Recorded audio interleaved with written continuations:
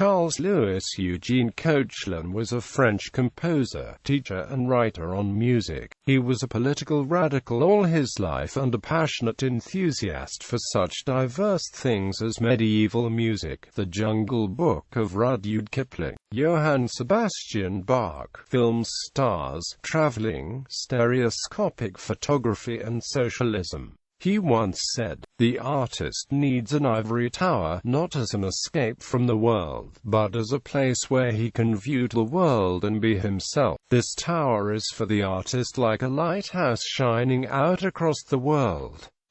Koechlin was born in Paris, and was the youngest child of a large family. His mother's family came from Alsace and he identified with that region. His maternal grandfather had been the noted philanthropist and textile manufacturer Jean Dolphus, and Koechlin inherited his strongly developed social conscience. His father died when he was 14.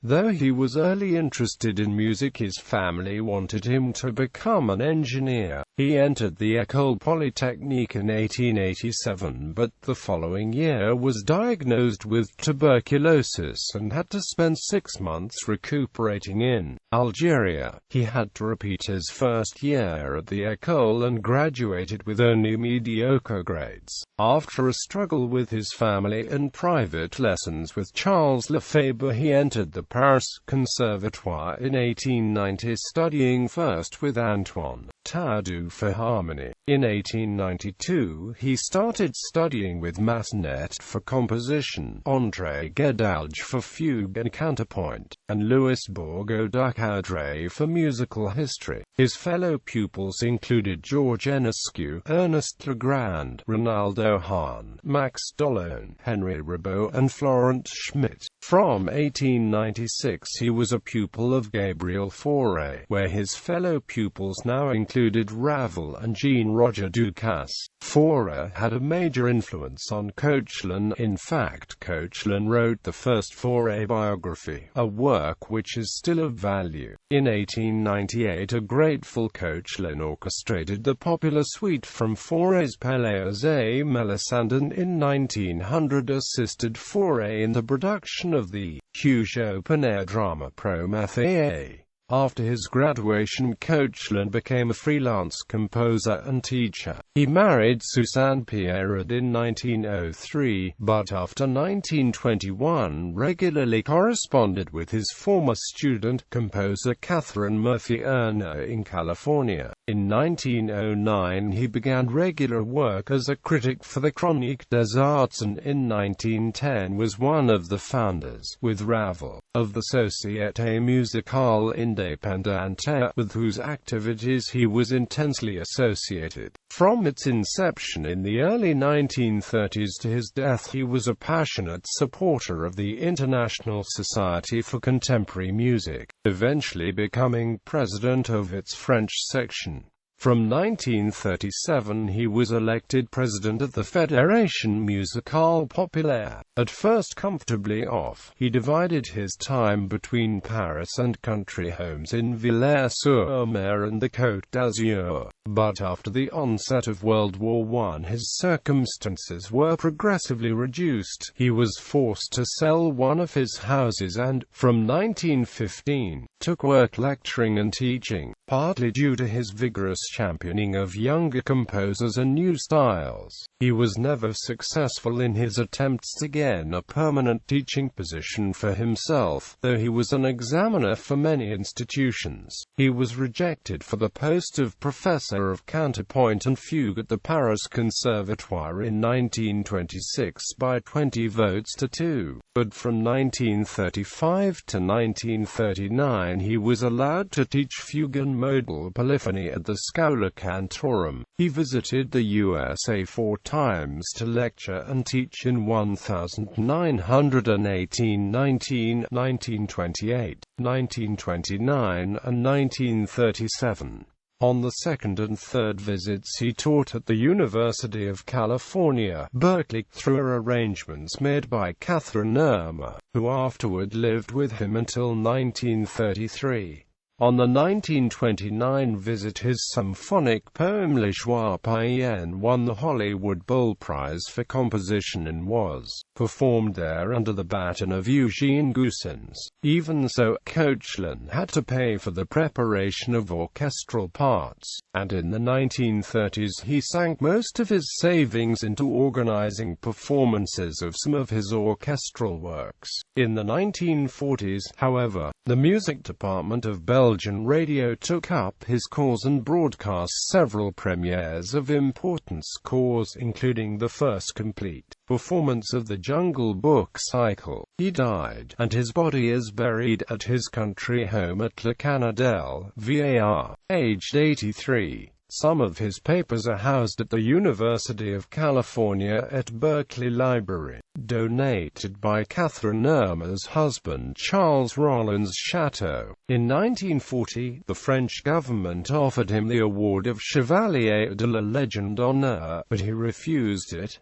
Style and compositions. Koechlin was enormously prolific, as the work list below suggests. He was highly eclectic in inspiration and musical technique, but the expressive core of his language remained distinct from his contemporaries. At the start of his career, he concentrated on songs with orchestral accompaniment, few of which were performed as intended during his lifetime. A recent recording of a selection shows he was already master of an individual impressionism, deriving less from Debussy than from Berlioz and Fauré. Thereafter, he concentrated on symphonic poems, chamber and instrumental works. After World War I, his continuing devotion to the symphonic poem and the large orchestra at a period when neoclassicism and small ensembles were more fashionable may have discouraged performance and acceptance of his works. His compositions include the 4 symphonic poems and 3 orchestral songs, making up Livre de la Jungle after Rudyard Kipling. Many other symphonic poems, including La Bourse en Ardent after Romain Rolland and Le Docteur Fabricius after a novel by his uncle Charles Donelfus,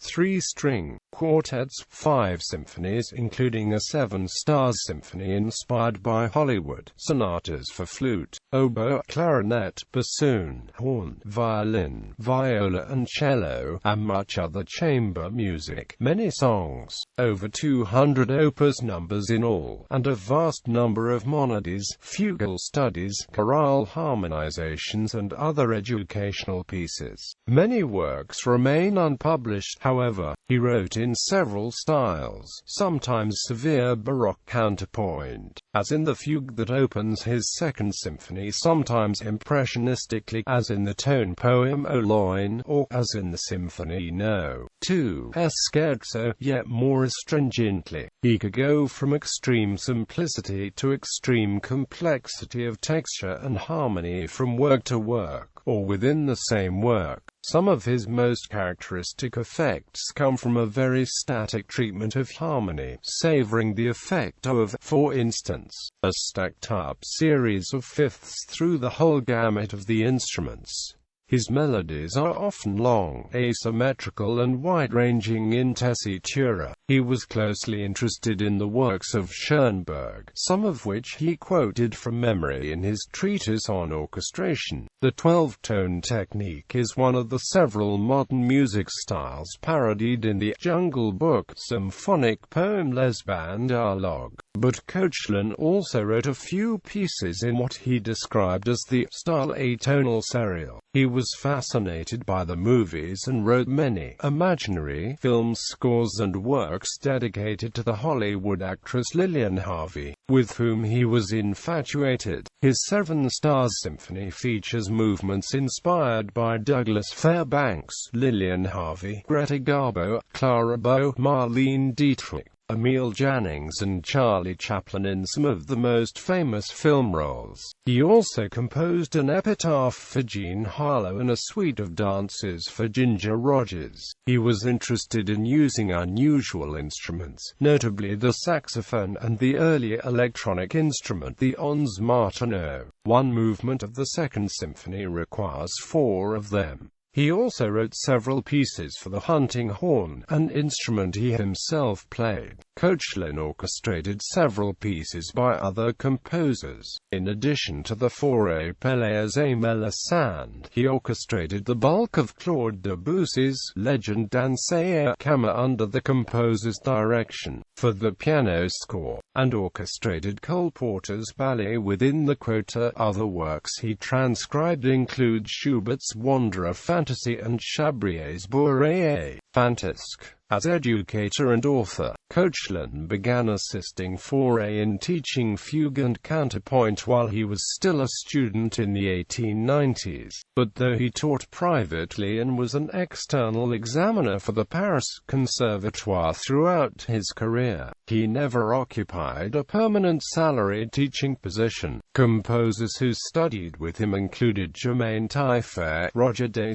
Ormery, Francis Poulenc and Henry Sorgue. Cole Porter studied orchestration with him in 1923–24.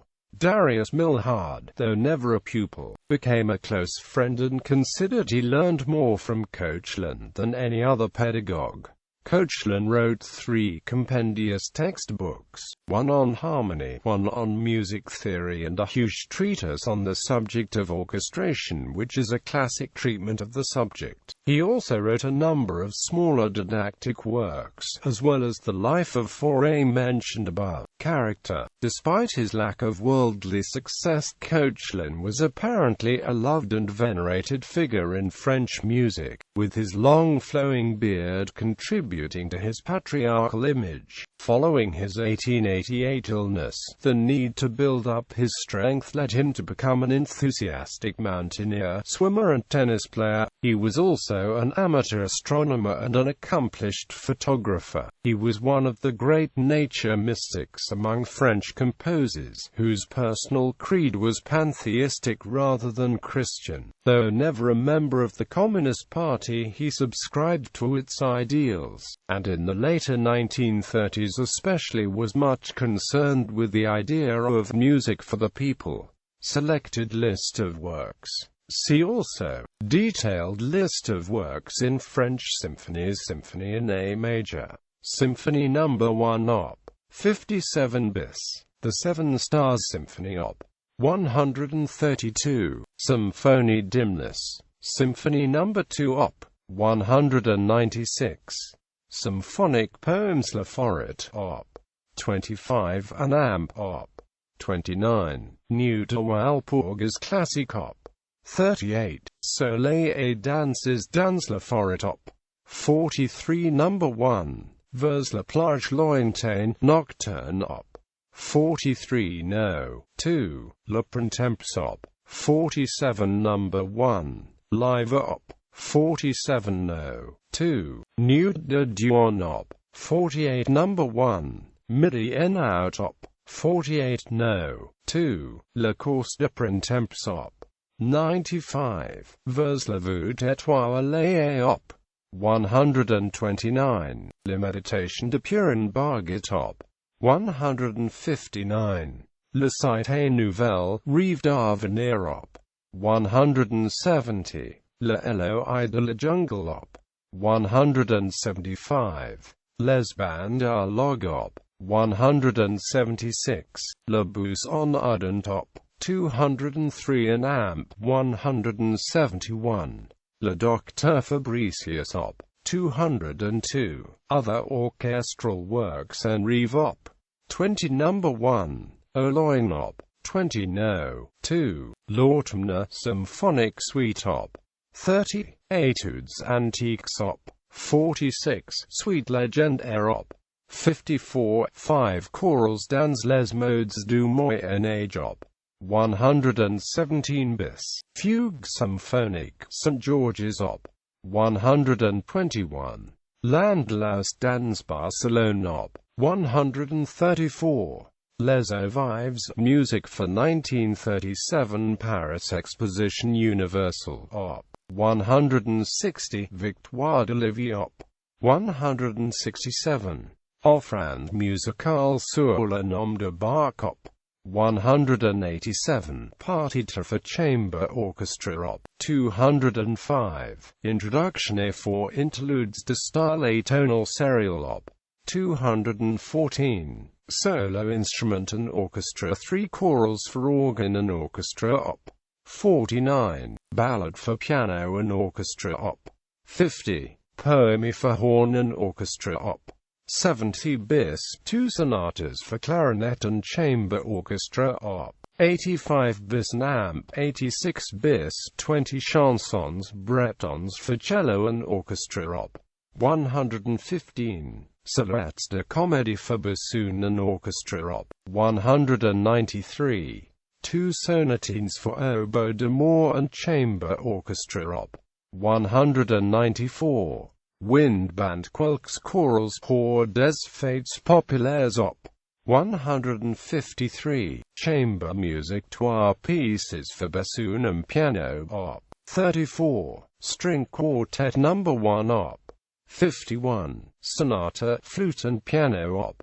52. Sonata, viola and piano Op. 53. Suite en quoi ou pour flute, violin, alto et piano Op.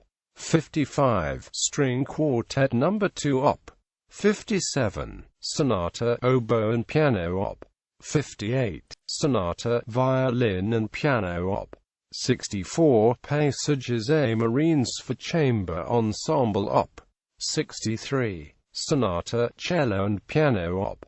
66. Sonata, horn and piano Op. 70. Sonata, bassoon and piano Op. 71. String quartet No. 3 Op. 72. Sonata, 2 flutes Op. 75. Sonata No. 1, clarinet and piano Op. 85. Sonata No. 2, clarinet and piano Op. 86. Trio for flute, clarinet and bassoon, piano quintet Op. 80. 20 chansons bretons for cello and piano Op. 115. L'album de Lillian for soprano, flute, clarinet, piano Op. 139. L'album de Lillian for flute, piano, harpsichord, ons Martineau Op. 149. Quintet No. 1 for flute, harp and string trio Primavera Op. 156. 14 pieces for flute and piano Op. 157b. Epitaph de Jean Harlow for flute, alto saxophone and piano Op.